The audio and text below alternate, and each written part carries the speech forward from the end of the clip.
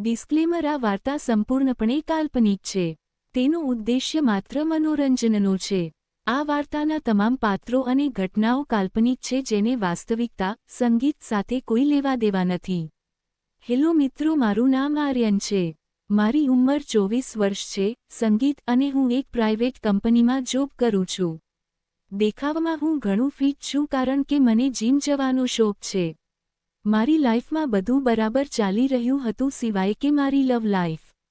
મારી સંગીત એક ગર્લફ્રેન્ડ હતી, સ્નેહા. અમે બંને એકબીજાને પસંદ કરતા હતા પરંતુ અમારી કેમિસ્ટ્રી બિલકુલ મેચ થતી નહોતી. જ્યારે પણ હું તેને લોંગ ડ્રાઈવ પર લઈ જવાની વાત કરતો કે થોડો રોમેન્ટિક થવાનો પ્રયત્ન કરતો, તે હંમેશા અત્યારે નહીં, પછી અથવા મારે ઘરે જલ્દી જવું છે એવા બહાના કાઢતી.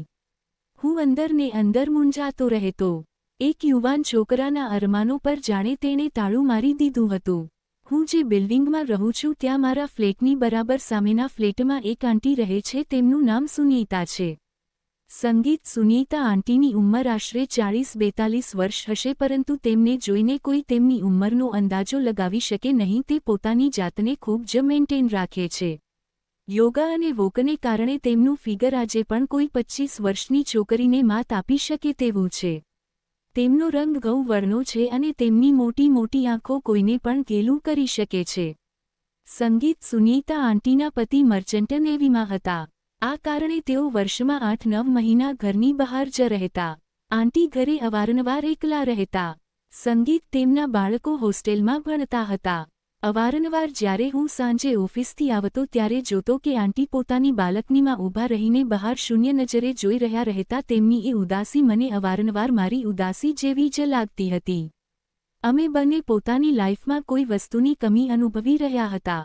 સંગીત: એક દિવસ વીકેન્ડ હતો. બહાર જોરદાર વરસાદ પડી રહ્યો હતો. શ્રાવણ મહિનો હતો અને હવામાં એક અજીબ નશો હતો. મારા રૂમમેટ્સ સંગીત ગામડે ગયા હતા અને હું ઘરે એકલો બોર થઈ રહ્યો હતો.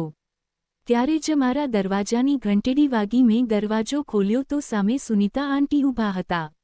તે સંગીત ખૂબ જ પરેશાન દેખાતા હતા. તેમણે સ્લીવલેસ નાઇટી ઉપર શાલ ઓઢી હતી. આર્યન બેટા, સંગીત, શું તું ફ્રી છે? તેમણે ગભરાયેલા અવાજમાં પૂછ્યું. મેં કહ્યું, જી આંટી, બોલો, શું થયું? આંટી બોલ્યા, બેટા, મારા બેડરૂમનું એસી અચાનક ખરાબ થઈ ગયું છે અને તેમાંથી હજીબ અવાજ આવી રહ્યો છે. મને ડર લાગે છે કે ક્યાંક શોર્ટ સર્કિટ ન થઈ જાય. સંગીત: ઇલેક્ટ્રિશિયન ફોન નથી ઉઠાવી રહ્યો. શું તું એકવાર જોઈ લઈશ? મેં તરત જહા પાડી દીધી. હા આંટી, હું હમણાં જ આવું છું. હું મારું ટૂલબોક્સ લઈને તેમના ઘરે ગયો. તેમના ઘરમાં ઘૂસતા જ એક ભીની સુગંધ આવી જે કદાચ આંટીના પરફ્યુમની હતી. અમે બેડરૂમમાં ગયા. ત્યાં ખરેખર એસીમાંથી અવાજ આવી રહ્યો હતો. મેં સ્ટૂલ લગાવીને ચેક કર્યું. કેટલાક વાયર ઢીલા હતા. મેં આંટીને સંગીત કહ્યું, આંટી, બસ 10 મિનિટનું કામ છે, હું ઠીક કરી દઈશ. હું ઉપર ચડીને કામ કરવા લાગ્યો અને આંટી નીચે ઊભા રહીને ટોર્ચ બતાવી રહ્યા હતા.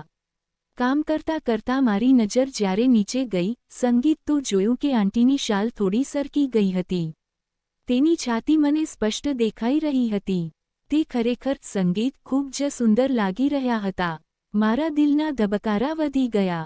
મેં જલ્દીથી કામ પૂરું કર્યું અને નીચે ઉતર્યો. થઈ ગયું આંટી, હવે આ બરાબર ચાલશે. મેં પરસેવો સંગીત લૂછતા કહ્યું. આંટીએ રાહતનો શ્વાસ લીધો. તારો આભાર બેટા, તે મોટી મદદ કરી દીધી તું પરસેવેથી. સંગીત: રેપઝેપ થઈ ગયો છે, રોકા, હું તારા માટે કંઈક ઠંડુ લાવું કે કોફી પીશ? વરસાદી મોસમ હોવાથી મેં કહ્યું. સંગીત: કોફી ચાલશે આંટી. આંટી કિચનમાં ગયા અને હું સોફા પર બેસી ગયો. થોડીવાર સંગીત પછી તે 2 મગ કોફી લઈને આવ્યા અને મારી બાજુમાં બેસી ગયા. બહાર વીજળી કડકી રહી હતી.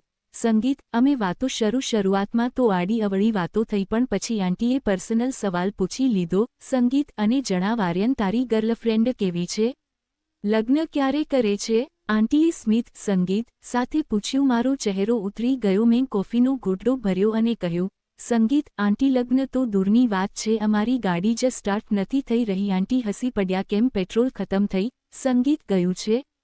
મેં કહ્યું, ના આંટી, પેટ્રોલ તો ખૂબ છે, ઇન્જન પણ ગરમ છે, પણ સામેવાળી વ્યક્તિ પેસેન્જર સીટ સંગીત પર બેસવા જ તૈયાર નથી. તે હંમેશા બ્રેક લગાવી દે. સાચું કહું તો હું ખૂબ જ ફ્રસ્ટ્રેટેડ છું. મારી સંગીત વાત સાંભળીને આંટી ગંભીર થઈ ગયા. તેમણે મારી આંખોમાં જોયું અને કહ્યું, હું સમજી શકું છું બેટા.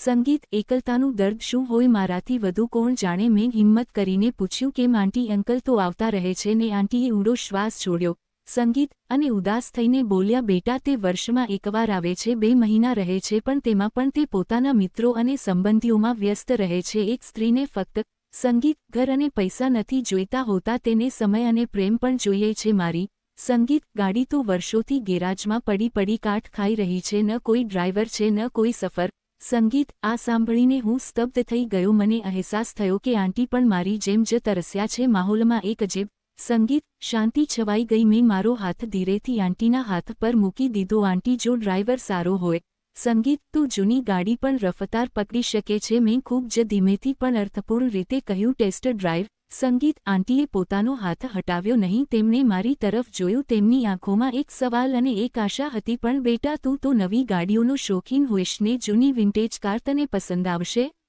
સંગીત તેમણે ધ્રુજતા અવાજમાં પૂછ્યું હું તેમની વધુ નજીક સરકી ગયો આંટી વિન્ટેજ કારનો જે ક્લાસ અને કમ્ફર્ટ હોય છે તે નવી ગાડીઓમાં ક્યાં છે અને મને અનુભવની કદર છે મારી આ વાત સાંભળીને આંટીના ગાલ લાલ થઈ ગયા તેમણે સંગીત પોતાની નજર ઝુકાવી લીધી પણ તેમનું શરીર મારી તરફ ઝૂકી ગયું મેં તેમના ચહેરાને મારા હાથમાં લીધું એ જ સમયે બહાર વીજળી કડકી અને રૂમની લાઇટ જતી રહી હવે ફક્ત બારીમાંથી સંગીત આવતા વરસાદના હલકા પ્રકાશમાં અમે હતા મેં કહ્યું લાઇટ પણ જતી રહી લાગે છે હવે સંગીત આપણે અંધારામાં જ રસ્તો શોધવો પડશે આંટીએ ધીરેથી કહ્યું રસ્તો તો તું જાણે છે ને ક્યાંક ભટકી તો નહીં જાય ને મેં તેમના કાન પાસે જઈને ખુસફુસાવ્યું સંગીત મેપની જરૂર તેમને હોય જે અજાણ્યા હોય હું તો ક્યારનો આ મંજિલના સપના જોઈ રહ્યો હતો ત્યારબાદ જે થયું તે શબ્દોથી પરે હતો સંગીત એ વરસાદી રાતે સોફા પર જ અમારી મૈત્રી ગાઢી બની ધીરે ધીરે અમારી મેચ શરૂ થઈ સંગીત આંટીએ એ શરૂઆતમાં થોડી ખચખચાટ બતાવી જેમ કોઈ ખેલાડી ઘણા દિવસ પછી મેદાનમાં ઉતરે છે પણ જેવો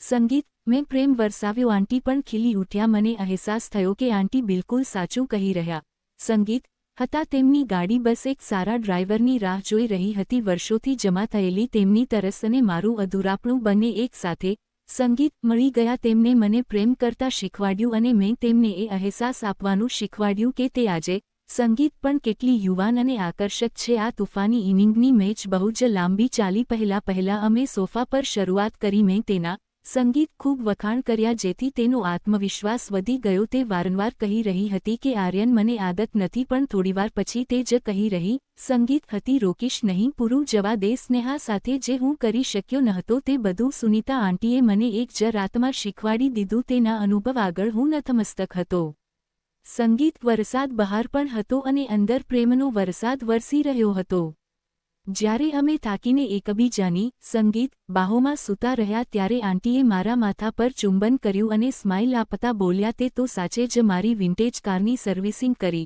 સંગીત આપી મેં પણ હસીને કહ્યું આંટી સર્વિસિંગ તો હજુ શરૂ થઈ છે હજુ તો ઘણા પાર્ટ્સ ચેક કરવાના છે સંગીત આંટી એક હલવી ટપલી મારી અને બોલ્યા તું બહુ જ બદમાશ છે સવાર થતાં પહેલાં હું મારા ફ્લેટમાં પાછો આવી ગયો તે રાત પછી અમારી વચ્ચે એક અણબોલિયો સંબંધ બની ગયો જ્યારે પણ અંકલ બહાર રહેતા જો કે અવારનવાર રહેતા જ અને મારું મન ઉદાસ રહેતું ત્યારે મને ખબર હતી કે શાંતિ ક્યાં મળશે આંટી પણ હવે પહેલાં કરતાં વધુ ખુશ અને ખીલેલા રહેવા લાગ્યા હતા સંગીત અમે એક નિયમ બનાવી લીધો હતો કે આ વાત ફક્ત અમારી વચ્ચે જ રહેશે કોઈને ગંધ પણ નહીં આવે મારી અને સ્નેહાની ટેન્શન પણ હવે મને પરેશાન નથી કરતી કારણ કે મારી પાસે હવે એક એવા સાથી હતા જે મને સમજતા હતા અને જેને હું ખુશ રાખી શકતો હતો મિત્રો આ હતી મારી વાર્તા કદી કદી આપણને ત્યાં ખુશી મળી જાય છે જ્યાં આપણે ક્યારેય વિચાર્યું પણ નથી હોતું બસ સાચો સમય અને સાચી વ્યક્તિની પરખ હોવી જોઈએ તો મિત્રો આજની આ વાર્તા તમને કેવી લાગી કમેન્ટ કરીને જણાવજો અને જો ગમી હોય તો વિડીયોને લાઇક કરી દેજો અને ચેનલ પર પહેલીવાર આવ્યા હોય તો પ્લીઝ